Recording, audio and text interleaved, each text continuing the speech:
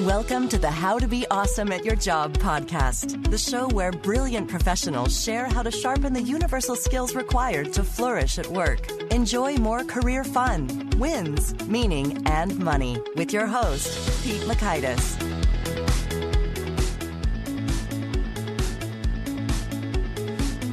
Well, hello. I think you're going to have some fun with this next guest here who frames things a little bit differently. If you think, oh, I'm supposed to have all the answers because I'm in charge of this sort of a situation, Dr. Michael Marquardt says that's not so much the case. It's about having the right questions. He has made a career out of studying questions and what makes them great and written all about them. So you're going to learn, one, how to use questions to solve problems and build relationships. Two, what exactly makes a question great in the first place? And three, how to avoid disempowering questions. So a bit about Mike here. Dr. Michael Marquardt is a senior consultant with Aspire Consulting, professor of human resource development, international affairs, and program director of overseas programs at George Washington University. Mike also serves as president of the World Institute for Action Learning. He's held a number of senior management, training, and marketing positions in major organizations. Dr. Marquardt has trained more than 100,000 managers in nearly 150 countries.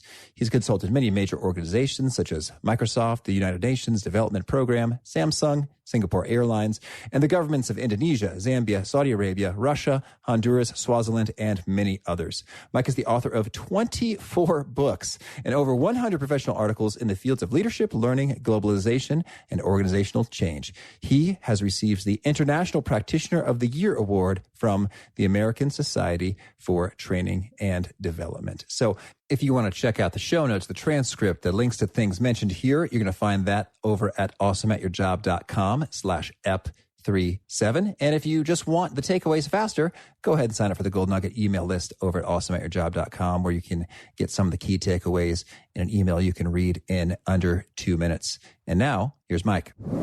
Mike, thanks so much for joining us here on the How to Be Awesome at Your Job podcast. Good to be with you all. Oh boy, I was getting a real kick out of reading your extensive bio with all of the travels and organizations that you've worked and helped out with. I'd like to know kind of the backstory. How did you get so fascinated by the notions of learning and questions in the first place? I think it came from my mother. My mother always encouraged us to ask questions. And so I started there, and I became a professor at George Washington University about 20 years ago. And when you become a professor, they ask for a research agenda or area you're interested in. And I said, I'm very interested in questions. And so I did research for many years, going to whom I felt were the best leaders from around the world who worked for the top organizations. And I asked them what were the kind of questions they asked and when they asked them and why they asked them. And I also did, a lot of reading and research, what political leaders and religious leaders and so forth, what types of questions they asked. So it's a fascinating topic that I think all of us really should be intrigued with and do more of. So but that's how I got interested. It started at a very early age when my mother encouraged me to ask questions. Oh, that's super. And it's so funny. Here I am asking you a series of questions, and I guess you could critique me afterwards about how they were suboptimal or could be improved. And I'll welcome that. I love feedback. So questions are fascinating, but can you also tell us, why are they important for the typical professional? Like, what difference do questions make and asking the right questions make? Well, I think the first, premise to be aware of is that most leaders, most people think that they can be effective in their communication if they are articulate, they can be more persuasive with statements and so forth.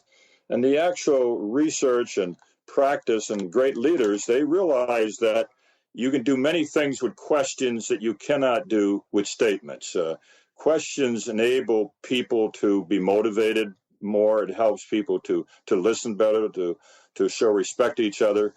People tend to hear questions, and when you ask questions, you hear what they're saying. And so deep down, all of us love to be asked a question, which gives us an opportunity of showing some capability of shining in front of another person, and it builds friendships and relationships. So questions not only help you to solve problems in a creative way you could not do through statements, but it also increases the quality of your relationships. It helps you in solving problems, helps you be more of a systems thinker.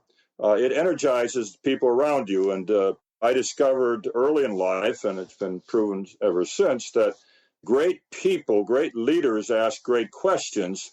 And if you ask great questions, you'll be perceived and seen by others as a wonderful person and a great leader. I'm intrigued in particular. So in your book, you cite the Center for Creative Leadership study on the most successful executives. And that was one of the top findings, is that they were asking some great questions, and it made that a part of their regular communications. Sort of, what are some of the big takeaways from that research?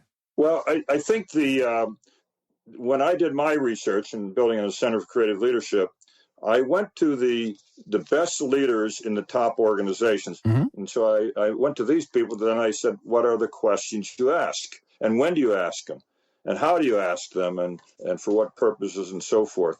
And it reconfirmed, I think, what the Center for Creative Leadership and many other folks have stated over the years. One of the quotes I like to use frequently is one by Peter Drucker, who is considered the top management theorist over the past 50 years. Mm-hmm. He passed away a couple of years ago. And he said the leader of the past was someone who made statements, who had the answers. And the leader of the future is the one who has questions. And so you cannot be a great leader, or even a good leader, I think, in today's environment, if you do not know how to ask great questions. And well, so now I'm chomping at the bit. So tell us, what are the questions? How do they ask them? When do they ask them? A great question is oftentimes depends upon the situation, the person. And to ask a great question, it requires being, aware of where that person is. And oftentimes a great question is built upon a response to some earlier questions that provide information for the questioner to ask a greater and greater question. But I like to give the example of the power of a question. My wife, who is a medical doctor, an OBGYN, and after we had 4 children, we decided she'd go back to college. She wanted to be a teacher. And she went to a course at a community college, and they had a career day. And at the career day, they had questions they would ask the people who attended that event. And the first question, what do you think your career will be? And she wrote down, I want to be a teacher. And then they said, well, what if you could be anything you wanted to be? What would you like to be? And she said, well, I'd like to be a biology researcher. And then third question was saying, now, what if you had no restrictions, no money, worries, time, children were taken care of, whatever it would be, you could be anything you wanted to be. And she wrote down, I would like to be a doctor, a medical doctor. And she came home all excited by that, her excitement about that question and what she wanted to do in life. And of course, this was 30 years ago. I was not maybe the liberated male I needed to be. And she said, I would like to be a medical doctor. And I said, well, Eveline, we've got 4 little kids. Being a doctor, going to medical school is going to be very difficult. I'm making enough money. We don't need to have the money. But she said, no, I want to be a medical doctor. And that question, she had to overcome my resistance in a sense. She was a woman, married with 4 children in 1980. Medical schools rarely accepted women, much less a woman with 4 young children. And but she overcame all those obstacles with that great question that she was asked. Oh, that is an exciting example. And so can you tell us also in workplaces, what are some of could you give us some additional examples of times in which the questions are just kind of transformational? Often the great questions need to come when a organization is working on a complex, difficult problem, challenge that they have to solve in order to achieve success. And so while they are problem solving, great questions can emerge, and many questions might be, why do we always do it this way? Or why don't we consider some other option? What would be the most ethical thing we could do in this situation? And oftentimes when you have these problem-solving groups, you try to get people with fresh perspectives because they ask new and different kinds of questions. And often I refer to one of probably the great questioners of all time was Albert Einstein. Mm-hmm. And he had this one question: what is the relationship between energy, mass, and speed? And that was a great question. Once you have a great question, it's only a matter of time. Either you or people around you will be able to answer that question.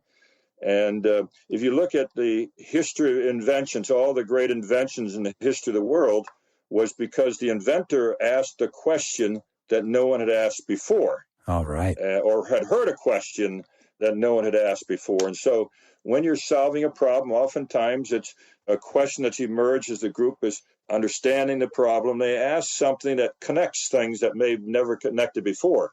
How can we connect, line A or point A with point B, where normally you never even look at those two divergent perspectives. And so can you share with us maybe some additional examples inside the workplace? Folks are looking at something. So there's one round or way it happens is through innovation. Like, hey, let's ask a new question that hasn't been asked before. How can we connect that?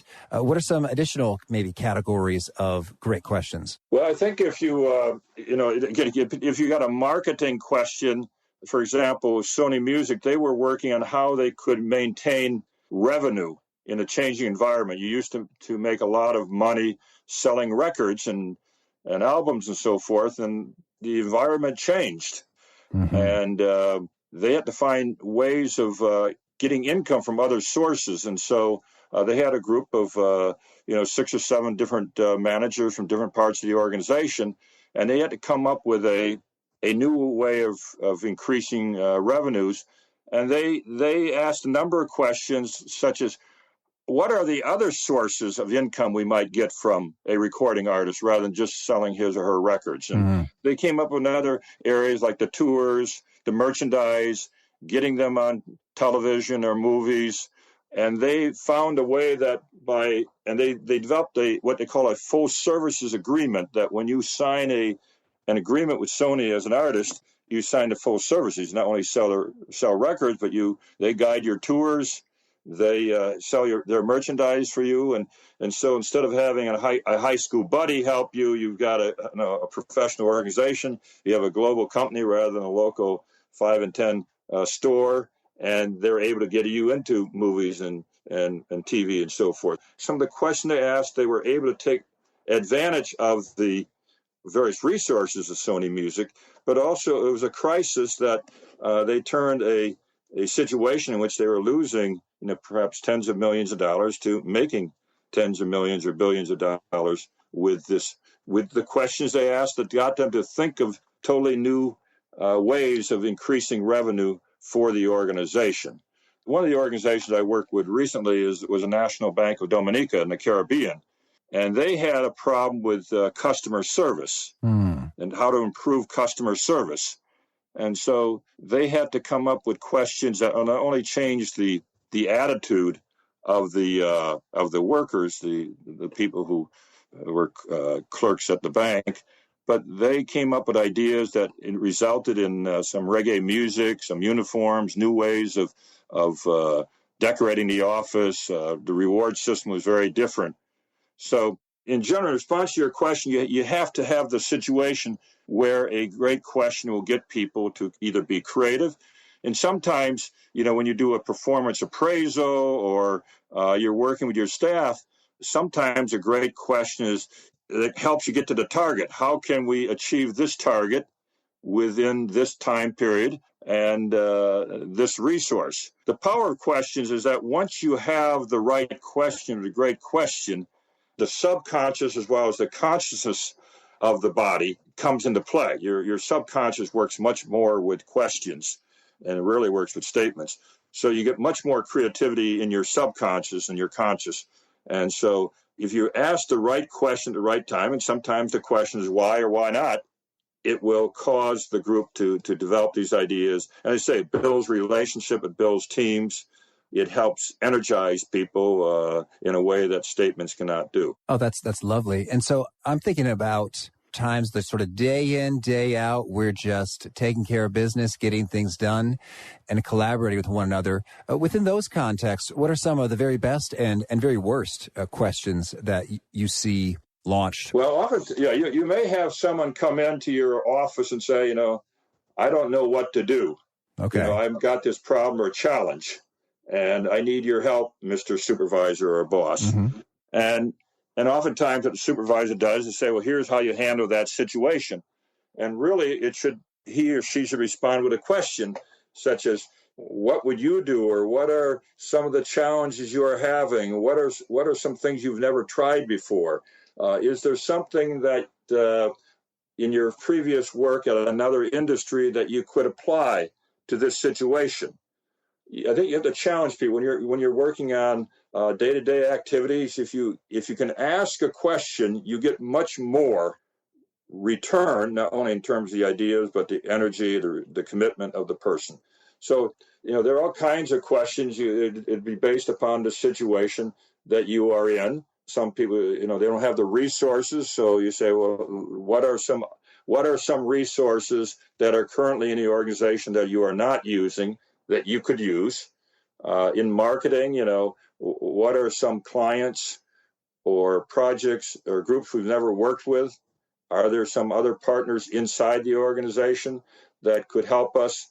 Because typically problems are trying us to help us do more things with less time and less resources, which is part of organizational life. But even when you're planning a trip with 3 or 4 friends, if you ask questions, oftentimes when we work on something together with another person, we make assumptions that we all understand the situation the same way. And in fact, we don't, and we make statements that don't make sense to each other because each of us see the situation differently. And so the only way I think a group of people can get some understanding of the situation and develop a strategy they can agree with is if they ask the question, well, what's your feeling? What are you touching? What would you like to do? Lovely. And so I guess it sounds like one of the worst practices is just not asking questions at all. It's like, oh, do you have a question? Here's your answer. Done. You kind of shut it down. Is there other maybe mistakes or watch outs or don'ts when it comes to applying the question approach? As you mentioned, I think most people do not ask questions at all. They make statements. Or if they do have a question, it is a closed question, which is forcing the person getting the question to make a choice that he or she does not want to make, or there are other choices than what you've had. Or there are questions we call disempowering questions, such as what's wrong with you? Or why you're always late? Why can't you get that to me? So those are questions, but they're disempowering questions or judging questions, which make the other person feel like they're being judged, they don't have much worth. It takes away their energy, their commitment, their relationship, and so forth. So those kinds of questions, which are closed questions or disempowering or judgmental questions, are bad questions. And we have to convert those questions to what we call learning questions or empowering questions. So if you have, instead, what's wrong with you? What are some ways in which you could do this in a more successful way? Or what are some other options? Or have you considered? Or what have we learned from this that would allow us to do it better next time? Or how could you get the work done on time? What are some resources or ideas that would enable you to do that? So again, not only, I think many of us don't know how to ask questions, and if we do ask questions, they're negative questions that lose energy rather than create energy. Oh, that's a great distinction and a guiding light there. I guess I'm also imagining these conversations, how they unfold, do they ever seem patronizing, and how do you avoid that? Like, I can imagine part of it is just your tone of voice. Like if you say, now, how could we get you to appear at work on time? It's a little bit like, okay, buddy, I don't like you. But yeah. So are there any kind of particular practices or things to bear in mind as you're doing this question approach? Well, I think, for example, we took someone who's always late. That's, I think, a good example. May happen frequently. Or why don't they get the work done in time, or the quality of their work is not very good, or they're not a very valuable member of the team. And so there's a number of things. So I think if you ask the right question where they see the benefit for them, and so you have to help them understand what your needs are or the organization's needs are. So, you ask a question, well, if they're late, saying, well, what are some of the challenges we have if you or other people are late? Or what are some of the ways in which your colleagues suffer because you're not there and they don't. And so you ask open-ended questions that get them to be aware of the result or the consequences of the current situation. And then you ask questions, well, so what would be the benefit if you were to be on time, or if you had your prepared for our meetings or whatever it would be? And so you have to always kind of get questions, help them be aware of the consequences, because sometimes we assume that they know what they are doing, that they're always belittling other people, or they're people to see them as being patronizing or dominating, or they're not aware that they turn off people in some way, or they think their quality of their work is okay. And so if you can help them through your questions be aware of what is happening and the consequences of what is happening, and then ask questions that they can see the benefit of changing, then that is when you see behavior occurring, change occurring. Okay, that's fun. And I'm thinking about these open-ended question points. I don't remember where I read this. It was some business book or maybe Harvard Business Review, but the executive posed a question, and the question was, what question do we need to ask next? And I thought that was an eye-opener for me, because like this executive not only did not have or state the answer, she didn't even state the question. So, but I thought that's kind of meta, but also pretty powerful. It's like we're all thinking hard collectively about what the question should be to focus our needs. Have you seen that one in action, and do you have any comments on it? Yes. When I did my research for the book, there were several, 5 or 6 different leaders who, when they asked, well, what questions you ask, one of their final questions, they said, when we work on something, I asked this final question, are there any questions we have not asked? Because oftentimes people are afraid to ask what might be a very important question. And it kind of goes to the story of the Titanic, in which, as we all know, the Titanic was called the unsinkable Titanic, and it sank on its maiden voyage. Right. And so they had a person go to these engineers who built the ship and asked them, did you think this ship was unsinkable? Because, that's what was marketed, and the captain of the ship did not worry about going through the icebergs right through the middle, and the passengers were not concerned about having insufficient number of lifeboats. And yet 1,400 people died because none of you engineers, you all thought the ship was unsinkable. So he said, did you really think the ship was unsinkable? And every single engineer said, no, I did not think it was unsinkable. You get a big enough iceberg at a certain angle, every ship will sink. Right. And so this commissioner then said, well, why didn't you say something or ask a question to the other member of the group? Well, what happens if the ship hits this big an iceberg at this angle? No one asked that question. And the reason is that one of the great fears we have in life is the fear of asking a dumb question. Right. Because we'll lose respect to the people around us. They'll say, well, who let Mike into our group? We thought he was a pretty bright person, a pretty skilled engineer or whatever. So it's safer not to ask a difficult, a risky question. And so we don't. And so that's why this question. So does anyone have a question that we've not yet asked? Because that may be the question that might save the organization or save 1,400 lives. But it's a very common, it happens in organizations every day, everywhere in the world, where people they have some doubt, but they're afraid to ask a question to see if that doubt is held by others or only by themselves. Oh, that's nice. I can really see that situation. It's really coming to life there. So we talked about the content of the questions themselves. Can you also share a little bit about some of the framing of the questions or the timing of the questions? You mentioned in organizations that have to innovate in certain times.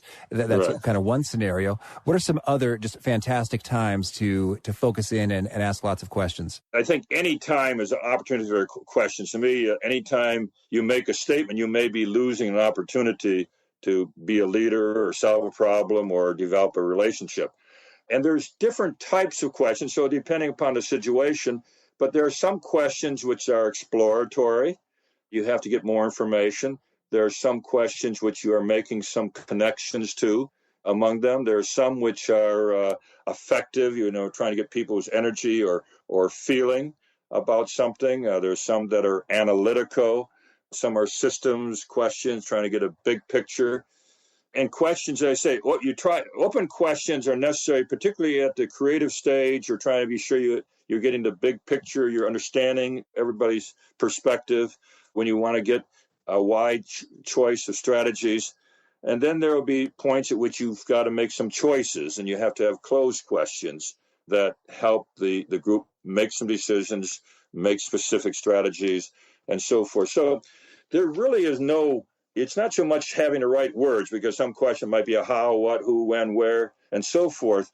But it really depends upon being fully present, listening to what is being said by the other person or what the environment is telling you, knowing where you're trying to go as an individual or as an organization, and asking the question that gets you information, and then carefully listening to that response and build a question from that response. Mm-hmm. I do an activity when I do this Leading with Questions workshop, which we call 7 questions. And the first question, I put groups into 2s or 3s, and I give them the first question. I ask each person who's the questioner, ask the other person, what is something that he or she is most proud of in their life? What is their greatest success? Mm-hmm. And then based upon that response, they have to ask 6 more questions, each which is built on the response to the question that they ask. And I tell them that you have the ability to change that person for the rest of their life if you can build 7 questions based upon what that person has said. And I've seen it happen hundreds of times, that if you have the ability to listen carefully and dig deep, by the time you get to your 5th or 6th question, you're going to ask a great question. And we know great questions are those that change a person for the rest of their life. I would just love to see a 7-question dialogue sequence back and forth. Can I find that somewhere on your website or book excerpt, or where can I see that come to life? Yeah, certainly. The activity when I do the workshops in Leading with Questions, it's one of the slides that we use. And now I don't have examples of the 7. I do it, and I say it works marvelously every time you do it. But some of it you have to keep confidential and so forth. Right. And you bring up a good idea. I should ask someone, first you'd have to be recording it, because it's difficult for the questioner to remember his or her 7 questions. Mm-hmm. And the question. So you'd have to have either an observer or recorder to write them down while they are occurring, and then get the approval of the person. But that is, I think, a good idea, and I will get a few of those onto the website. Oh yes, and please let us know when that's handy, because we'll certainly link to it, because it sounds powerful. So fun. Well, you tell me, is there anything else you want to make sure that we cover off before we shift gears and talk about some of your favorite things here? Well, one of the things I like to chat, when I do my workshop, I like to give the story of Einstein.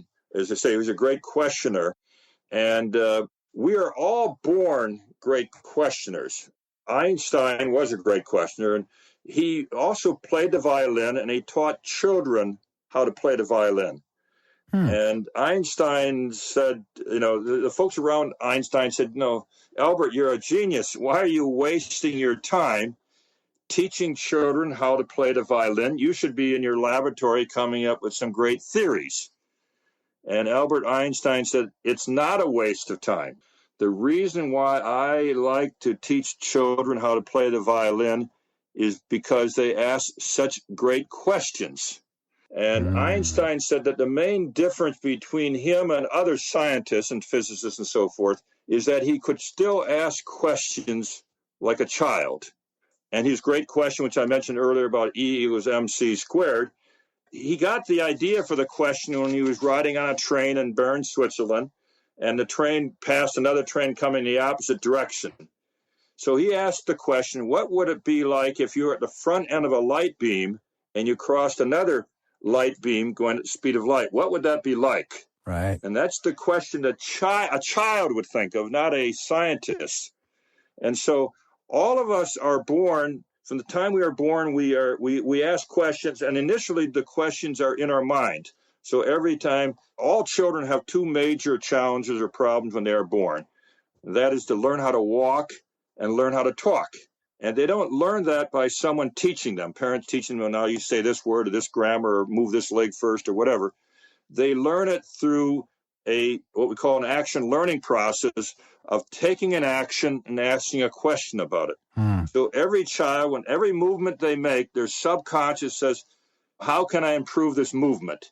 And they make a sound, and their subconscious says, how can I improve this sound so I can eventually talk to those people around me or get the candy I want to reach? And so when they reach the age of 18 months or 20 months, they are now able to verbalize what was going on in their subconscious. And they start continuing to ask questions because they love to ask questions. They ask great questions. And then their parents tell them, no, stop asking so many questions. You're driving me crazy. I don't have time. The teachers tell them, stop asking questions. So most children, and this is a global phenomenon, they all love to ask questions as soon as they can start speaking. And before, within 3 to 6 months, they stop asking questions because parents say you don't have time for them. There's stupid questions. They're embarrassing our Uncle Joe or whatever. So I'm a grandfather now, and I have 8 grandchildren. So one of the most important things in my life as a grandfather is to undo the damage that my children do to my grandchildren. You're on the record. I tell my grandchildren, Grandpa loves questions. You can ask Grandpa anything. And they come up to Grandpa and say, why is your beard white? Or why don't the clouds fall? Because they love to ask questions, and I don't want my children to destroy or limit that great love of questions. And in my belief that the most important skill of life that will make you a great person and a great success is asking questions. And when I sign my book, when people come up and ask for an autograph of my book, I always sign it with the following: may your life be filled with great questions. Lovely. Oh, that is a great reframe right there. And, well, I'm glad I asked the question about anything else we should discuss. Otherwise, you got great questions.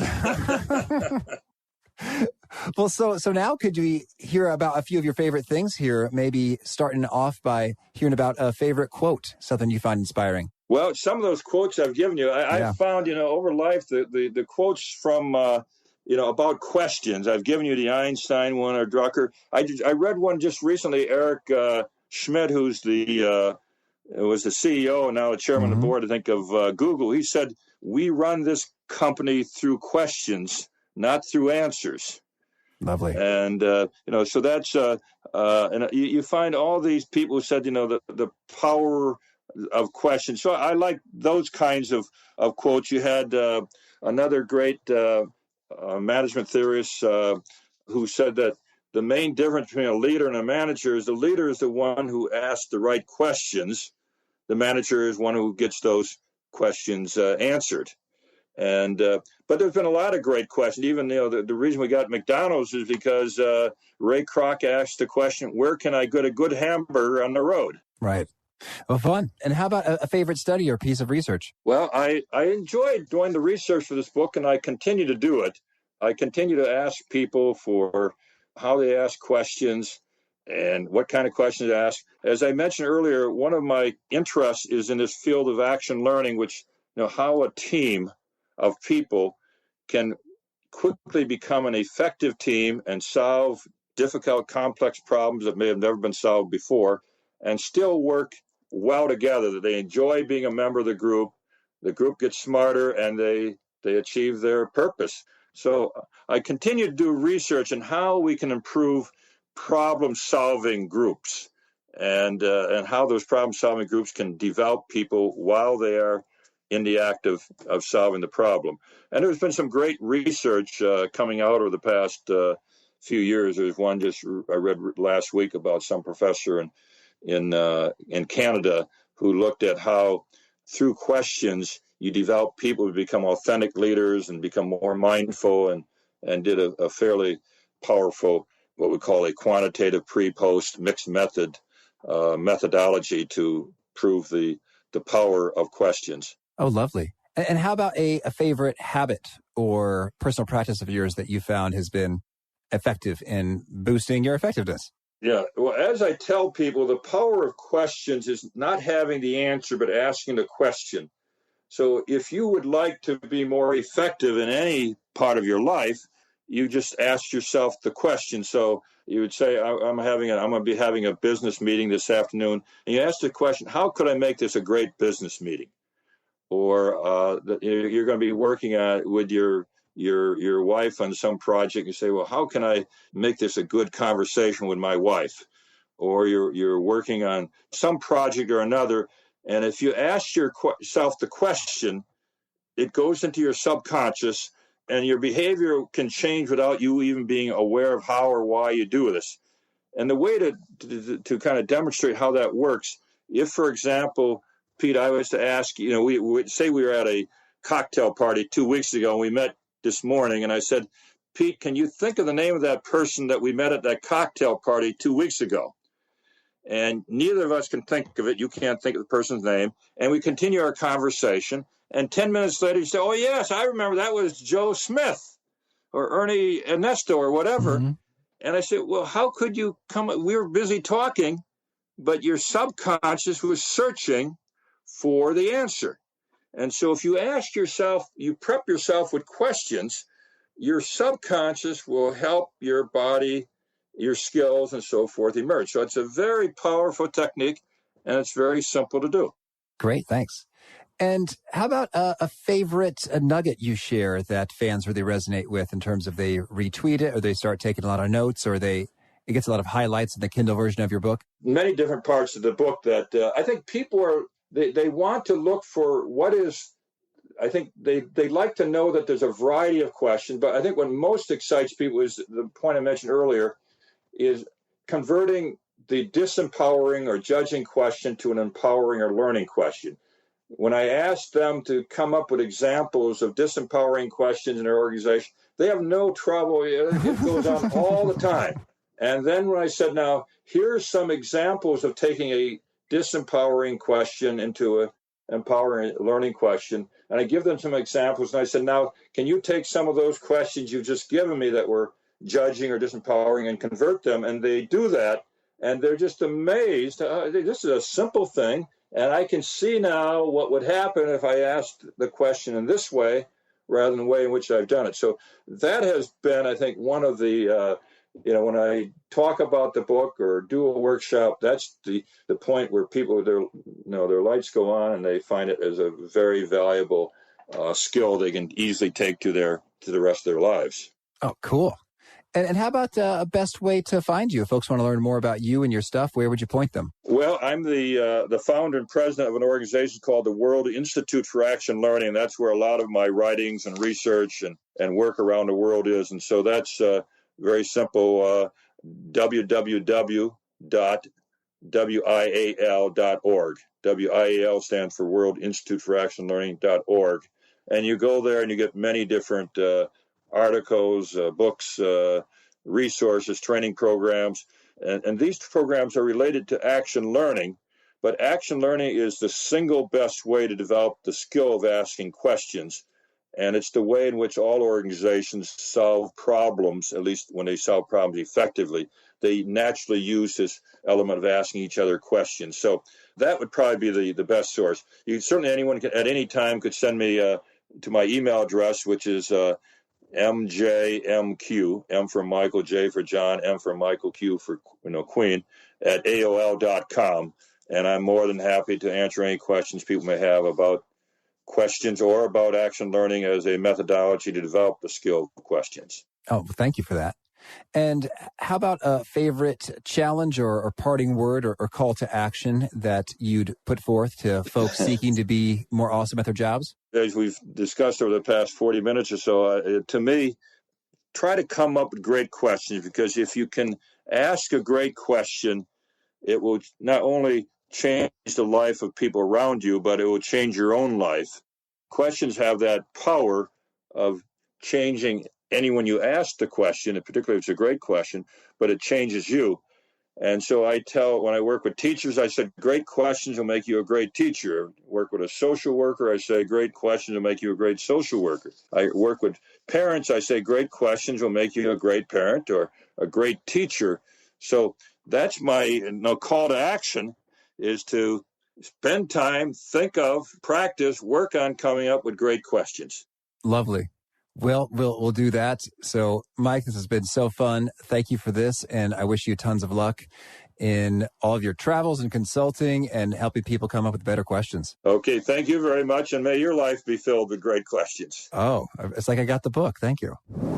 Isn't that interesting how anytime you're about to make a statement, you could ask a question instead so often? And maybe that will result in strengthening the relationship or coming up with new creative ideas. So I thought that was pretty fun. And I hope you did too. So if you want to check out the show notes, the transcript, the things mentioned, find that over at awesomeatyourjob.com/ep37. And I'll catch you next time. Thanks for joining us for today's episode. To get the most out of this conversation, visit awesomeatyourjob.com to find today's show notes, transcript, and infographic summary cheat sheet. For more entertaining professional skill sharpening, be sure to subscribe to catch the next episode of How to Be Awesome at Your Job.